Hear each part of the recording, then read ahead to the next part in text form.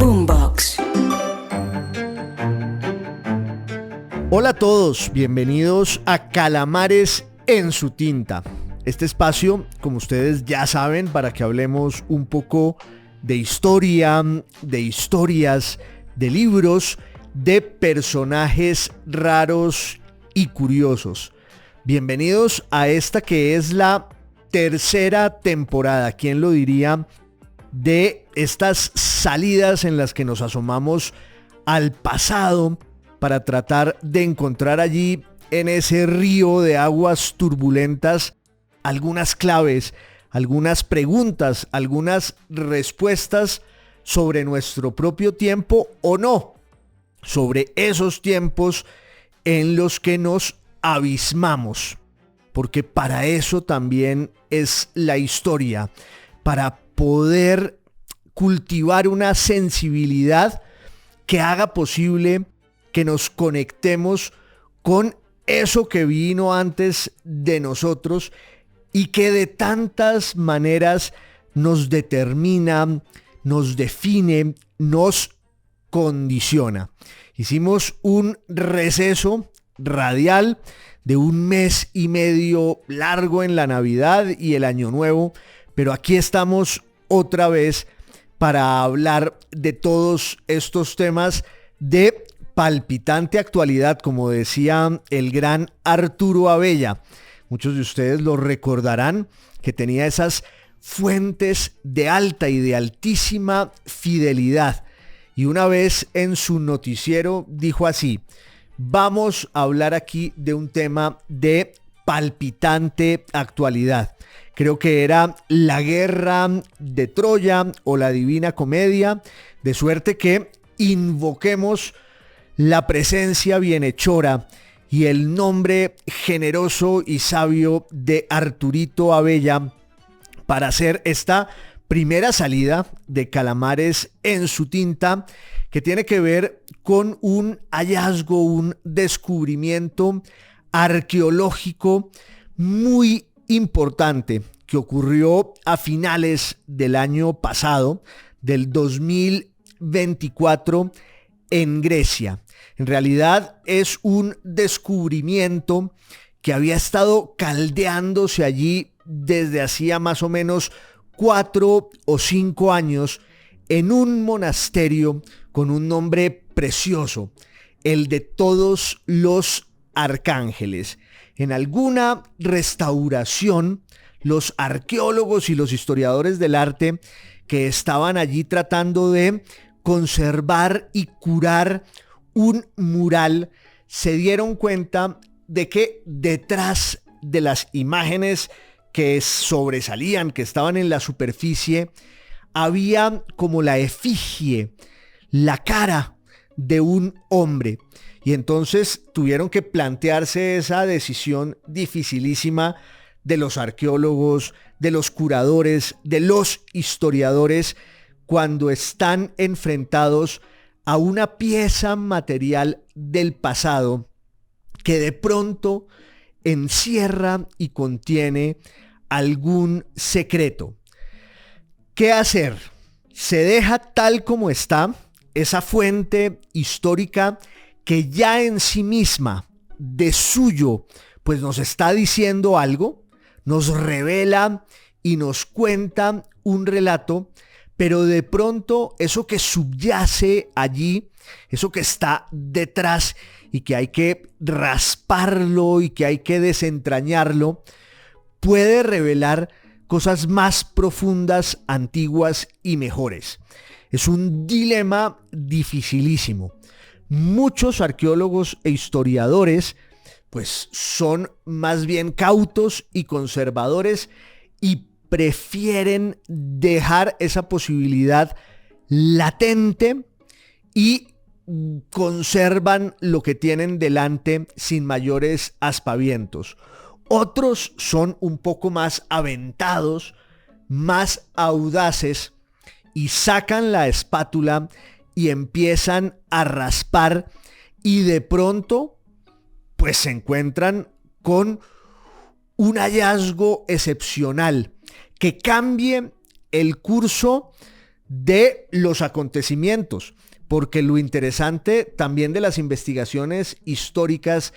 es que el curso de los acontecimientos en el pasado también puede variar.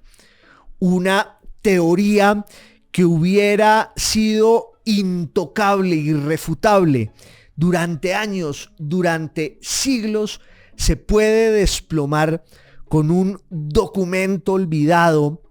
con alguna foto, con una pintura que no conociéramos. Eso es un poco lo que acaba de pasar, no porque cambie el relato de una historia ya muy conocida, sino porque ahí en ese monasterio en Grecia, los arqueólogos y los historiadores intuyeron que lo que estaba detrás de las imágenes con las que estaban trabajando podía ser algo muy importante, y en efecto lo era.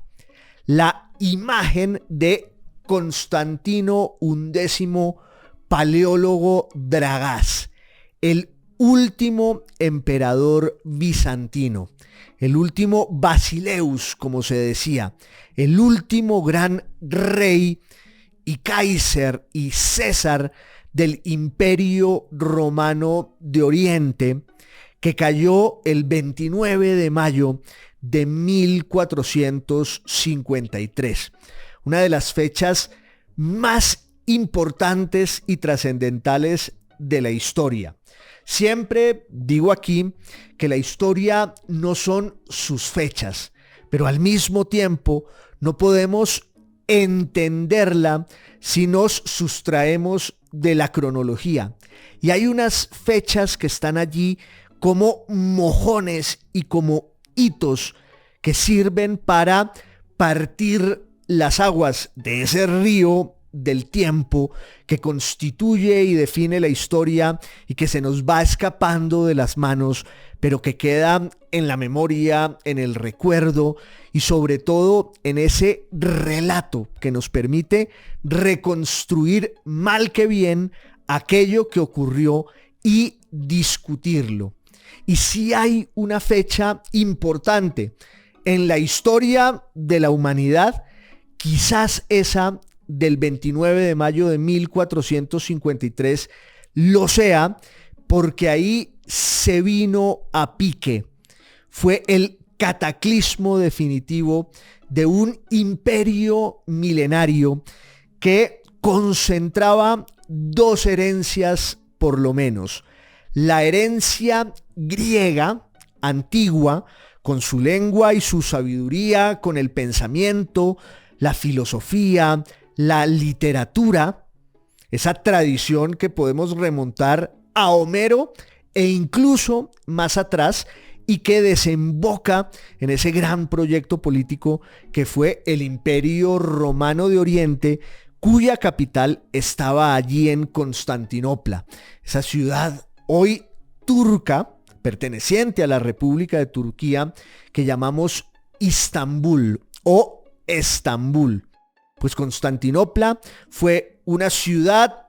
que se asentó sobre la vieja Bizancio de los griegos. Allí la va a fundar en el siglo IV de la era cristiana un emperador romano que se llamaba Constantino y que le dio su nombre a esa ciudad. De ahí pues que se llamara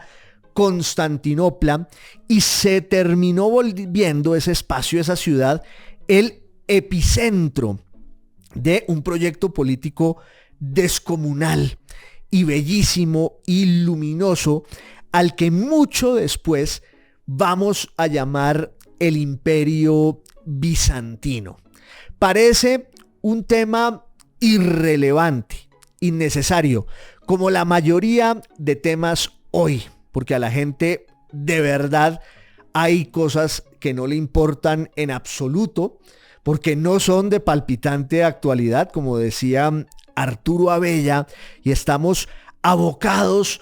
a la voracidad esa de los escándalos por minuto en las redes sociales, con sus memes, con sus opiniones desbordadas, y parece como si todo lo demás no tuviera ninguna utilidad y ninguna importancia, razón por la cual vale más todavía ocuparse de esos temas. Cuanto más distantes e inútiles y lejanos parezcan, pues tantísimo mejor. Lo que pasa es que en el caso de la caída de Constantinopla, el fin del Imperio Romano de Oriente o el Imperio Bizantino, pues no es que sea solo un tema del pasado. Ninguno de verdad lo es, porque la historia siempre nos va habitando y va explicando aquello que somos y va abriendo y desbrozando también lo que vendrá. Pero en el caso del Imperio Romano de Oriente, es uno de los fenómenos históricos, culturales y políticos más importantes de todos los tiempos. Buena parte de lo que sigue pasando en el mundo, así parezca extraño y descabellado, pues surge de ahí. No solo de la longevidad del mundo bizantino, de ese imperio griego que, ya digo, unió dos tradiciones. Por un lado, la de la sabiduría helénica, desde Homero hasta Eratóstenes, pasando por Platón y por Aristóteles y por Esquilo y por Sócrates y todos esos personajes, pero también la herencia cristiana, la herencia monoteísta judeocristiana, que encontró allí una especie de asidero para definirse y para prosperar. Eso era el Imperio Romano de Oriente.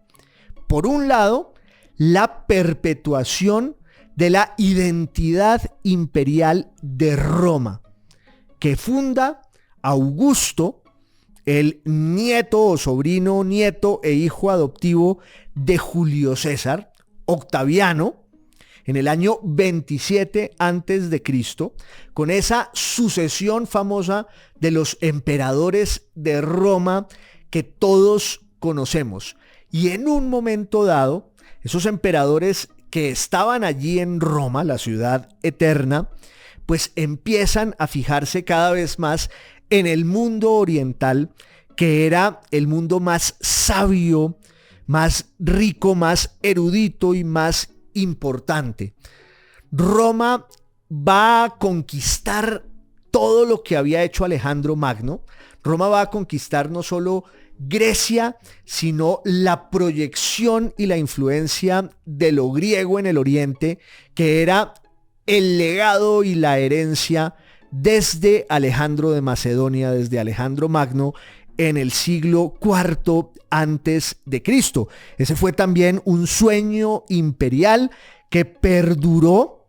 pues por mucho tiempo, por 2 o 3 siglos más, hasta que Roma, en su expansión gigantesca por todo el Mediterráneo, hacia el occidente y hacia el oriente, se encuentra allí con los griegos. Los había tenido en el sur de la propia Italia, en lo que se llamaba la Magna Grecia, en Sicilia, en Cerdeña. Entonces los romanos se fueron impregnando de la cultura griega, y aunque Roma termina conquistando a Grecia, como decía el poeta Horacio, pues son los griegos los que terminan conquistando en términos intelectuales y espirituales a los romanos. Tanto es así que la lengua de la cultura, la lengua del pensamiento, la lengua de la literatura en Roma siempre fue el griego. Y la zona griega del Imperio Romano, la zona oriental,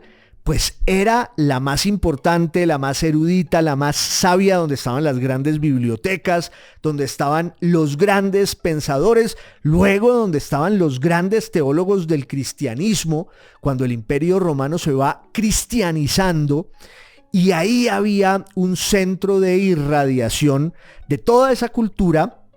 desde el siglo IV de nuestra era, cuando Constantino decide fundar esa ciudad allí en el Bósforo, esa ciudad que se llamaba Bizancio por su héroe fundacional Bisas, un griego antes de Cristo, que había establecido allí un enclave de sus hombres, y Bizancio fue una ciudad muy importante en el mundo griego hasta que Constantino la va a rebautizar y a partir del siglo IV se llama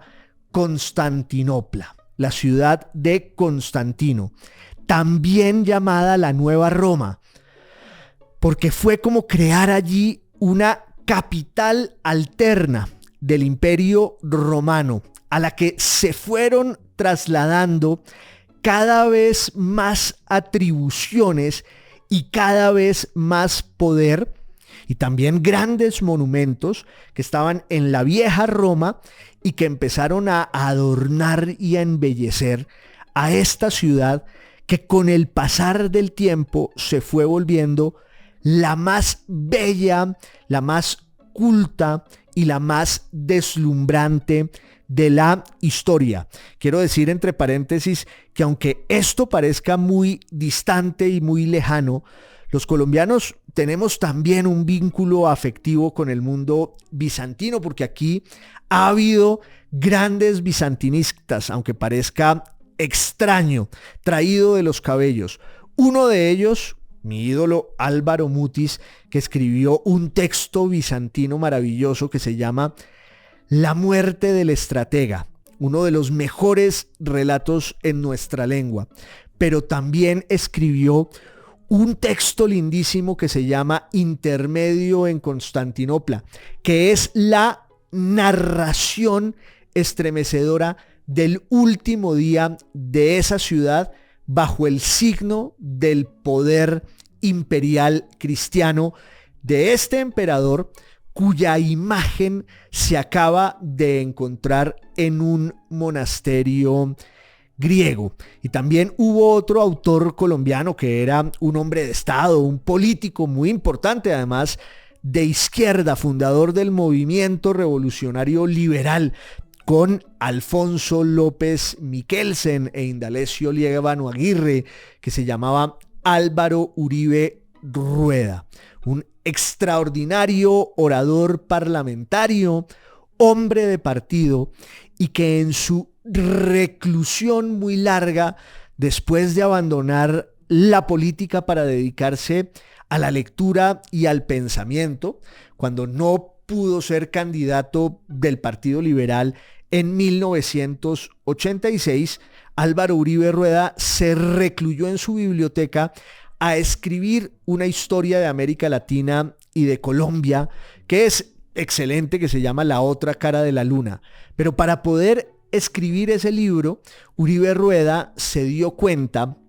de que era fundamental entender lo que había sido Bizancio, lo que había sido el Imperio Romano de Oriente, y escribió uno de los mejores libros de historia que se hayan escrito en Colombia y acaso en la lengua española. Se llama Bizancio, el dique iluminado. Ese libro lo publicó en 1997 el Instituto Caro y Cuervo. Luego hizo una reedición conmemorativa en el año 2007 y también en España la editorial Herder, una de las mejores del ámbito de la lengua castellana, publicó ese libro que es un absoluto prodigio. De suerte que los colombianos tenemos un pie metido en Bizancio. Fíjense ustedes que el adjetivo de lo bizantino lo asociamos siempre a cosas malas y despreciables, a una especie de charlatanería innecesaria, a unas discusiones que no llevan a nada. Eso tiene que ver con la envidia y el odio y el desprecio que los occidentales sintieron siempre, y podría yo decir que seguimos sintiendo, hacia ese indescifrable mundo griego, con su sede capital en Constantinopla desde el siglo IV de nuestra era, en el que había tal cantidad de filosofía, de pensamiento, de literatura y también de teología, que los occidentales, que ya estaban resintiendo el embate de una gran cantidad de pueblos que se fueron metiendo en el Imperio Romano, pero en su ámbito occidental, cuya lengua principal era el latín, eso es lo que usualmente llamamos la caída de Roma. Ahí hay como una especie de desdoblamiento de ese fenómeno histórico, porque cuando a uno le dicen que Roma cayó, que de todas maneras es una noción pues muy gráfica y cinematográfica, pero que no puede resumirse de una manera tan superficial como si Roma hubiera caído en un solo día. Realmente lo que llamamos la caída de Roma es un proceso muy lento y muy largo en el que las estructuras de seguridad y las estructuras jurídicas y políticas y culturales del occidente del Imperio Romano, que hablaba latín y que eran las provincias más o menos de lo que hoy pues son España, Francia, el África del Norte, el sur de Inglaterra y una larga frontera con el mundo germánico. Esas provincias empiezan a recibir una vez más el embate y las invasiones de unos pueblos que vienen de afuera, unas tribus bárbaras, como para repetir ese esquema heredado de los griegos que contraponía la cultura contra la barbarie. ¿Qué es la cultura? Pues aquello que nos define y aquello que somos. ¿Qué es la barbarie? Lo que está por fuera de la cultura.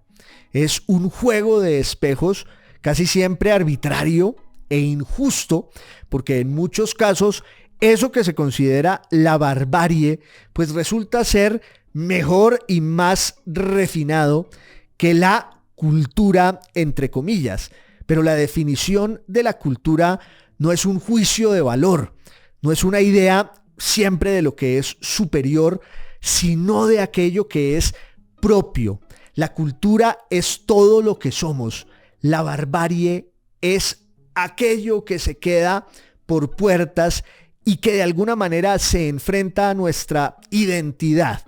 Esa es una idea que concibieron y cultivaron los griegos y que va a heredar el Imperio Romano, porque como ya dije, el Imperio Romano termina expandiéndose por Occidente y por Oriente, y en el Oriente se encuentra con el prodigio de Grecia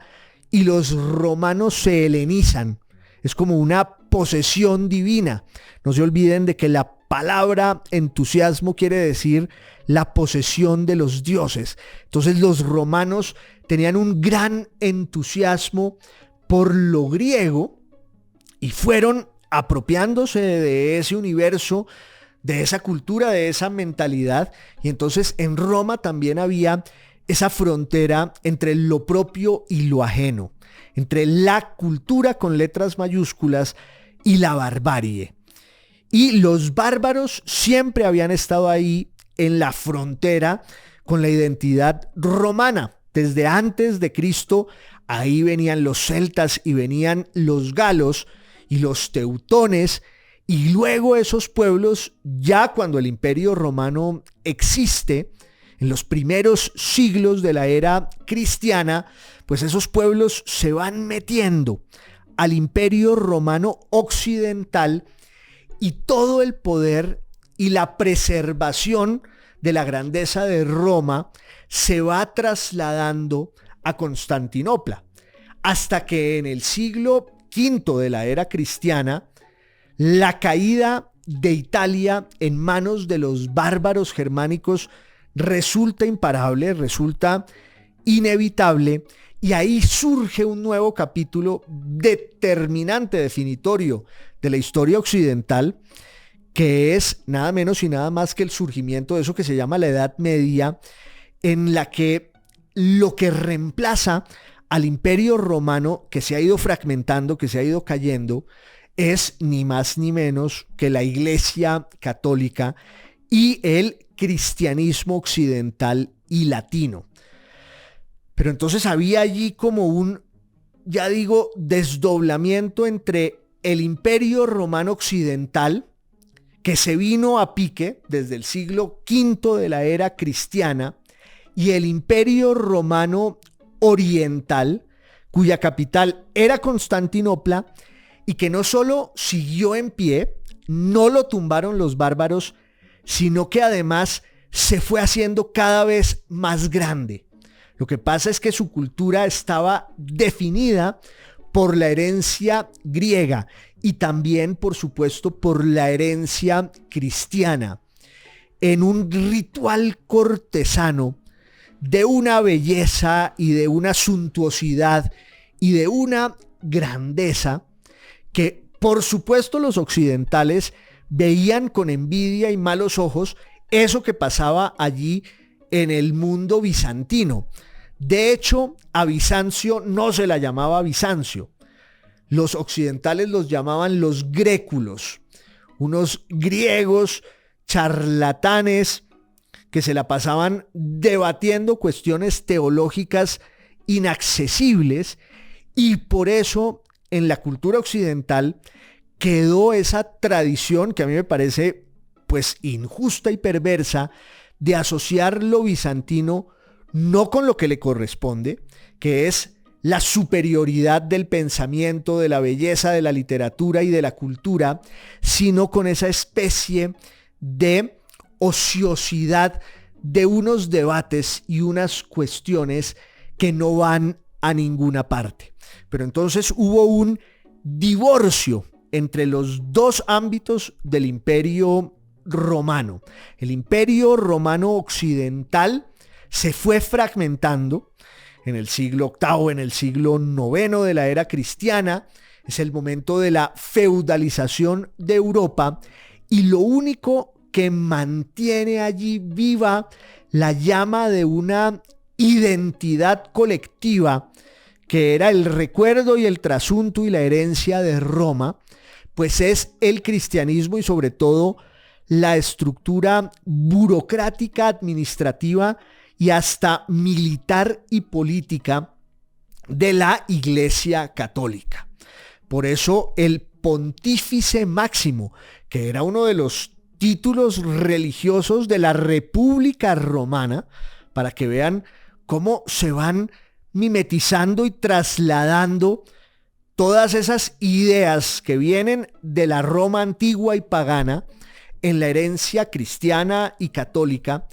Los papas de Roma se fueron volviendo cada vez más lo que son hasta hoy: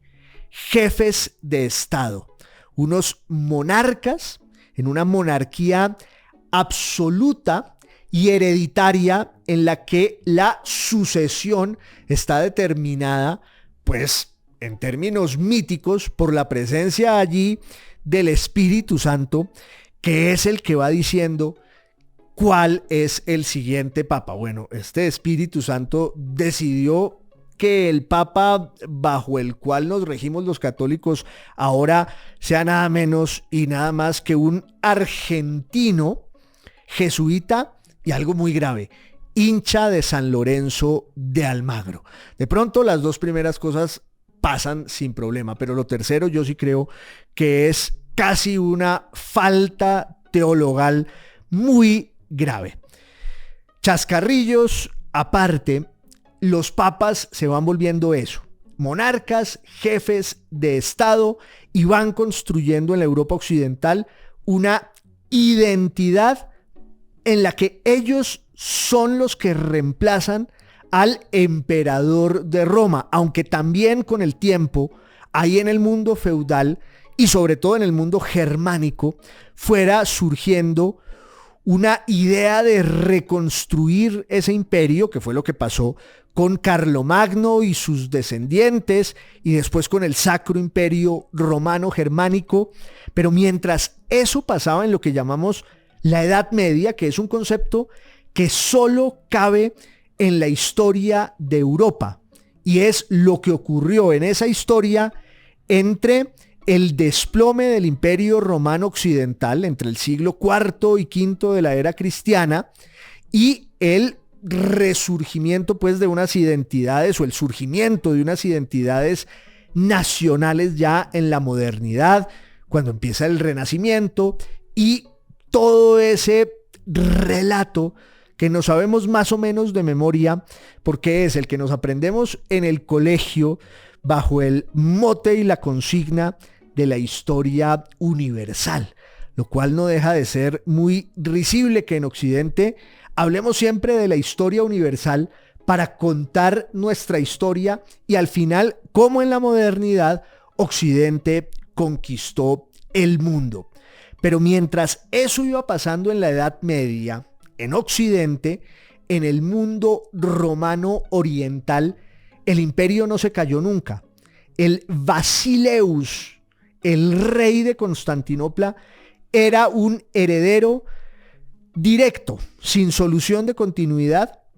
de Constantino, de Octavio, de los grandes emperadores romanos. En ese mundo que se regía, claro, por la fusión entre la herencia griega, la herencia política romana y la herencia cristiana, aunque también en el plano de la religión y de la fe se fue dando paulatinamente un divorcio entre el mundo occidental, que de hecho es allí cuando empieza a llamarse el mundo católico, porque la palabra griega católico quiere decir universal, y los cristianos de Occidente, que tenían pues la autoridad y la presencia allí del Papa, los cristianos de Occidente se sentían superiores a los demás, se sentían los herederos principales de la tradición cristiana, católica, mientras que en el mundo griego bizantino, ahí en Constantinopla, ellos reivindicaban su erudición, su sabiduría y esa superioridad teológica, porque todos los grandes teólogos del primer cristianismo vienen del mundo griego y vienen del mundo bizantino. Después irán apareciendo ahí en Occidente personajes como Tertuliano y Lactancio y Ambrosio, y aparecerá, claro, la cima de San Agustín de Hipona, que es ese sí un gran filósofo cristiano y un gran teólogo que habla en latín y que se dirige a una audiencia que es la del mundo cristiano occidental. Pero la gran teología del primer cristianismo estaba allí en el mundo bizantino, en Antioquía, en Alejandría y por supuesto en Constantinopla, donde se hicieron varios de los concilios en los que los emperadores dijeron la ortodoxia, es decir, la fe correcta e inobjetable, en una especie de hervidero herético que son los primeros siglos del cristianismo. Y entonces pues los emperadores dicen la ortodoxia, la fe recta y correcta, eso quiere decir en griego ortodoxia, es esta. Y entonces se va dando con el tiempo el divorcio entre el mundo latino católico con la autoridad del Papa y el mundo ortodoxo con la autoridad del emperador en Constantinopla y del patriarca de esa iglesia allí, que se va volviendo la gran autoridad religiosa. Y ese divorcio se fue acrecentando con los siglos, porque además, ustedes saben, y lo hemos hablado aquí muchas veces en Calamares, en Su Tinta, en otras salidas, que en un momento dado esa sociedad feudal del occidente cobra conciencia de su aislamiento, empieza a tener más poder político y militar, y también en el mundo occidental se da la creencia de que el año 1000 iba a ser el fin de los tiempos y el fin del mundo, la gran promesa apocalíptica y milenarista del cristianismo, y entonces se da un gran peregrinaje, primero místico, de las poblaciones occidentales al oriente, pero luego eso se va volviendo una empresa militar y económica que son las cruzadas, y en las cruzadas pues hubo ya un choque frontal no solo entre los cristianos de Occidente y los musulmanes, de los que ya hablaremos porque es la otra vertiente con la que tiene que interactuar el Imperio Romano de Oriente. Pero no solo se da el enfrentamiento entre los cristianos del Occidente y los musulmanes, que en eso consistían las cruzadas, sino un enfrentamiento primero latente y después cada vez más abierto y descarnado entre los cristianos de Occidente y los cristianos del Oriente. Los cristianos griegos bizantinos que veían con horror y con desprecio a los cristianos que venían del mundo feudal occidental. Hay un libro de una hija de un emperador bizantino que se llama Ana Comnena, que escribe un libro que se llama La Alexiada, en honor a su padre, que se llamaba Alejo Comneno, uno de los grandes emperadores basileus bizantinos en el siglo XI, XII de nuestra era, y ella relata el horror que eran estos personajes que venían del mundo occidental.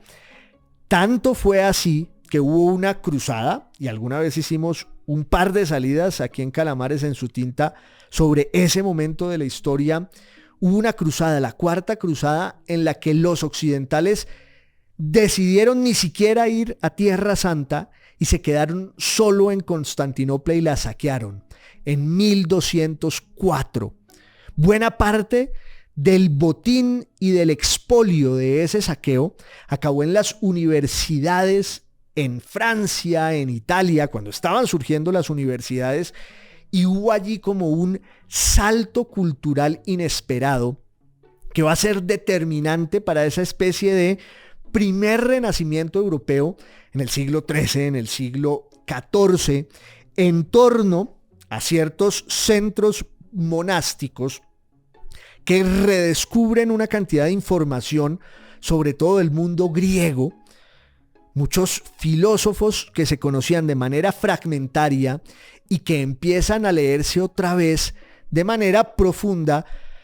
gracias a todos los libros que los venecianos, que fueron los que jalonaron esa Cuarta Cruzada, unos mercachifles sin corazón, se llevaron de regreso no solo a Venecia, sino a todo el mundo occidental. De hecho, después del año 1204, cuando se da la Cuarta Cruzada, que es como una puñalada por la espalda o en el costado de la cristiandad occidental frente a la cristiandad oriental, ya se había dado además lo que se llama el cisma de Oriente, es decir, el divorcio oficial entre las dos iglesias, la católica en Roma y la ortodoxa en Bizancio. Eso ocurrió en el año 1054 porque además el Papa mandó a unos delegados a sacarle al patriarca de Constantinopla una declaración formal en la que el personaje dijera que aceptaba la superioridad política y teológica de los occidentales a los que despreciaba. Y entonces los bizantinos les dieron un portazo en las narices a los enviados del Papa, y ahí ya se había consumado ese divorcio que luego se va a ir ahondando con las cruzadas, hasta que después de la Cuarta Cruzada el mundo bizantino empieza a venirse a pique, porque allí los cristianos occidentales, esto les va a sonar muy familiar, establecen una especie de reino usurpador en Constantinopla, el reino franco o latino de Constantinopla, con la idea de salvar a sus habitantes, con la idea de protegerlos, cuando en realidad los estaban saqueando, los estaban expoliando, los estaban humillando. Eso va a durar más o menos 80 años, hasta cuando los griegos, los bizantinos, recuperan el dominio de la ciudad, pero ya es demasiado tarde. Estamos hablando del siglo XIV, porque además ya en el siglo XIV el mundo islámico ha sufrido también unas grandes transformaciones. El Islam, una religión surgida en Arabia en el siglo VII de nuestra era, una religión además de inspiración monoteísta y judía también, porque eso más o menos fue lo que hizo Mahoma, Pero después de unificar a todos los pueblos y a todas las sectas y a todas las tribus en el mundo árabe, después de la muerte de Mahoma, viene ya la proyección y la expansión del mundo islámico sobre el Medio Oriente, la Mesopotamia, el mundo persa. De hecho, los árabes, ya bajo la dominación islámica, en la construcción del califato entre el siglo VII y VIII de la era cristiana, lo primero que quisieron, obvio, fue conquistar Constantinopla.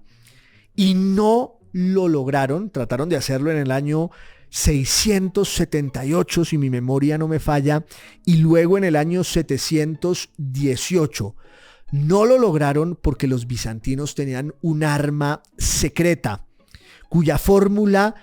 cultivaron y mantuvieron con celo por siglos hasta que sus enemigos la descifraron, que era el llamado fuego griego, un arma que se había inventado un sabio, un químico de origen sirio y siriaco, entre otras cosas, que era la fusión, la mezcla de salitre y nitrógeno.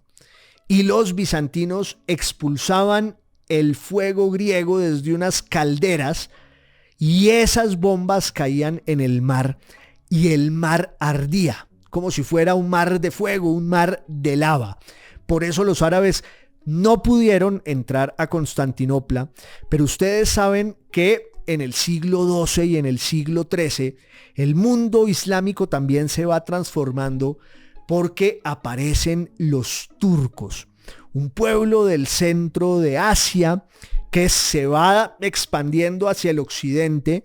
y que termina conquistando el mundo islámico, primero en esa versión de los turcos seljusíes y ya luego en el siglo XIV con los turcos osmanlíes o los turcos otomanos, que van a construir un emporio militar, político, y que estuvieron a punto de conquistar Constantinopla a finales del siglo XV, cuando allí gobernaba en el mundo turco otomano Bayaceto el Rayo. Lo que pasa es que a Bayaceto le tocó irse al otro extremo de su imperio a enfrentarse con un nuevo conquistador turco-mongol que había aparecido allí, que era Timur el Cojo, llamado por los occidentales Tamerlán. Esa irrupción de Tamerlán retrasó 40 o 50 años la caída de Constantinopla, pero los últimos 50 años de Constantinopla no son sino el relato y el retrato desolador de un imperio destinado a la eternidad que se va acabando, que se va despoblando, porque además sus grandes sabios empiezan a irse a Europa y hay un nuevo epicentro allí de la cultura y del comercio que los acoge. Y esto es lo que explica, entre otras cosas, eso que llamamos el Renacimiento italiano y florentino, porque fue en Florencia donde la familia Medici, entre otras, acogió a todos esos sabios desplazados de la violencia y la desolación en su mundo en Bizancio, que salían con su biblioteca a cuestas y que llegaban a Italia y montaban una escuela de griego, una academia. Además, hubo un intento en el mundo católico por reparar el divorcio ese que se había dado con la iglesia bizantina, con la iglesia ortodoxa griega, porque también el mundo católico a lo largo de todo el siglo XIV va a vivir un desgarramiento que es el traslado de la sede del papado de Roma a Francia, en Aviñón, pero a finales del siglo XIV, la idea esta de que va a haber varios papas en distintos lugares de Europa, que es lo que se llama el cisma de Occidente. Y eso se va a reparar en 1420 más o menos, con un concilio que se hace en Constanza. Y en ese concilio, pues dicen los católicos, ya que estamos arreglando nuestros conflictos, ¿por qué no nos amistamos otra vez con los pobres griegos que además la están pasando muy pero muy mal porque ya están sitiados por los turcos? Ya el imperio bizantino no era un imperio, era solo una ciudad fantasmagórica y moribunda, Constantinopla, que se mantenía allí en pie. Tanto fue así que su emperador, que se llamaba Juan VIII de la dinastía de los Paleólogos, pues hizo un viaje que lo va a llevar por Inglaterra, por Francia, por toda Europa, suplicándoles a los reyes europeos que le ayudaran a defenderse de el embate de los turcos. Era como un pobre Zelensky. Iba con su sombrerito recogiendo unas platas de corte en corte. Su hijo Manuel II, que lo va a reemplazar, también hizo lo propio y viajó en 2 momentos al mundo occidental porque siguió esa obsesión conciliar en el mundo católico de restañar las heridas, de reparar el cisma con los griegos. Luego en un concilio muy importante que se hizo en Basilea y que luego se va a trasladar a las ciudades italianas de Ferrara y de Florencia. Ahí en ese concilio estaban todos esos teólogos bizantinos que fueron los verdaderos padres del Renacimiento, porque ellos llevaban bajo su hombro pues una cultura y una erudición que se había perdido durante más de 1000 años en el mundo occidental y que empieza a resurgir. Y entonces son los discípulos de esos griegos que han huido de Bizancio los que empiezan a soplar y atizar esa hoguera para que de sus pavesas ardientes surgiera otra vez la llama de la cultura que se fue trasladando al mundo occidental mientras Constantinopla se hundía. El último emperador bizantino, que es este pobre Constantino XI Paleólogo, cuya imagen encontraron los arqueólogos hace unos años en este monasterio en Grecia, y tiene un gran valor esa imagen. Es una imagen contemporánea, es decir, se pinta cuando él estaba ahí antes de ser elegido, ungido como emperador de Bizancio, cuando muere su hermano Manuel, y él va a ser celebrado como el nuevo emperador en ese cuarto vestido en púrpura en el palacio de los reyes de Bizancio, que eran nacidos en la púrpura, que era el color del poder. Y Constantino XI Paleólogo pues se da cuenta de que no hay nada que hacer, y en 1453 viene el envión final,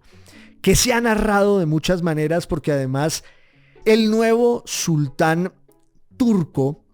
Mehmed II, el hijo de Murad, pues ya había sitiado como una boa constrictor al mundo bizantino. Unos pocos enviados por el Papa, unos soldados y mercenarios que venían de España, que venían de Génova, que venían de Venecia. El Papa era un sabio, que era Tommaso Parentuccelli.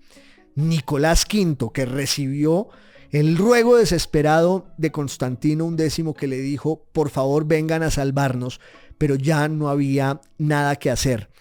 Entre otras cosas, el ejército turco también estaba plagado de mercenarios. Un húngaro cristiano que se inventó un cañón que era el más grande de ese momento y con el cual rompieron las murallas que estaban allí desde los tiempos de Teodosio, 8 o 9 siglos, y también pasaron por tierra toda una flota que entró por el Cuerno de Oro hasta que en mayo de 1453 cayó Constantinopla. Y el último testigo de ese momento desolador pues es su gran víctima, que es este emperador que murió peleando con los suyos y cuyo cuerpo no se encontró jamás. Solo sus sandalias de nacido en la púrpura quedaron entre los escombros de la ciudad, ya cuando Mehmed entraba a Santa Sofía, la gran basílica de Bizancio que construyó Constantino y reconstruyó Justiniano, y ese fue el símbolo de ese momento que va a cambiar para siempre lo que iba a pasar en la historia de la modernidad y hasta hoy, cuando hablamos del Medio Oriente, cuando hablamos del choque de civilizaciones, de lo que está pasando en Ucrania, de lo que está pasando en Siria, todo empieza allí en la caída de Constantinopla. Con ella empezamos esta tercera temporada de Calamares en su tinta, que ustedes saben que es podcast, video podcast y radio. Hasta la próxima, un abrazo a todos.